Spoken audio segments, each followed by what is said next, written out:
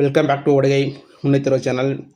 கிட்டத்தட்ட 2 வாரங்களுக்கு மேலாக 41 உயிர்களை பலி கொண்ட மரண சம்பவத்தை முன்னிட்டு பல்வேறு மக்கள் தலைவர்கள் கரூரில் பார்த்து விட்டு செல்கின்றார்கள். இன்றைக்கு வந்த உலக நாயகன், மக்களின் நாயகன், பிக்பாஸின் நாயகன், மக்களுக்கு நல்லது செய்வார் என்று நம்பிய நாயகன் கமலஹாசன் பார்த்தார், சென்றார்.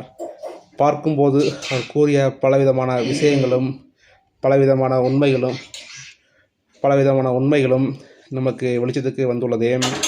செந்தில் பாலாஜி எவ்வாறு முதன்மையாக அந்த இடத்துக்கு வந்தார் என்று இதுவரையும் யாராலும் யூகித்து சொல்ல முடியாத நிலைக்கு தள்ளப்பட்டுள்ளது.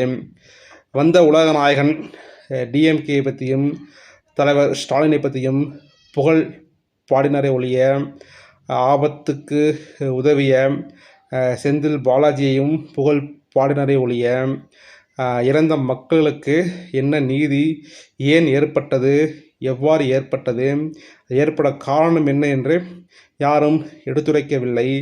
பல்வேறு டிபேட்டுகள், பல்வேறு விவாதங்கள், பல்வேறு சண்டைகள் நிகழ்ந்தாலும் 41 உயிர்கள் இழந்து வாடும் அனைத்து குடும்பங்களும் இன்றைக்கு இருக்கக்கூடிய நிலைமை சொல்ல முடியாத ஒரு நிலைக்கு இருக்கின்றார்கள்.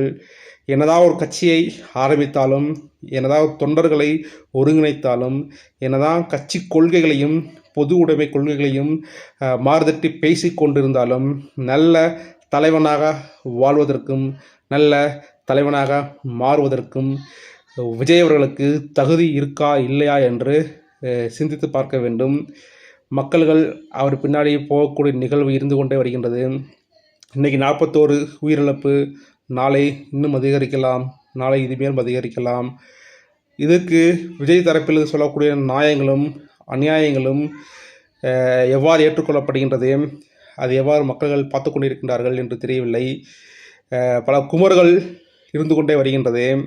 பச்சிலம் குழந்தைகளை சாவை கண்முன்னே பார்ப்பது எவ்வளவு பெரிய கொடூரமான நிகழ்வு என்பது அனைவருக்கும் தெரிந்தது. அந்த நிகழ்வை அரங்கேற்றிய நிகழ்வுதான் கரூர் சம்பவம். இதன் முன்னிட்டு அனைத்து கட்சி தலைவர்களும் மிக மிக தனது கணிசமான தொகைகளை நன்கொடையாக வழங்கினாலும் இறந்த உயிருக்கு இது ஈடாகாது, என்றுமே ஈடாகாது.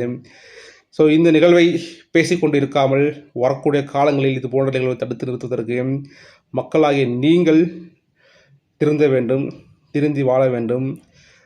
சமுதாய தலைவர்களுக்கு வழிவிட்டு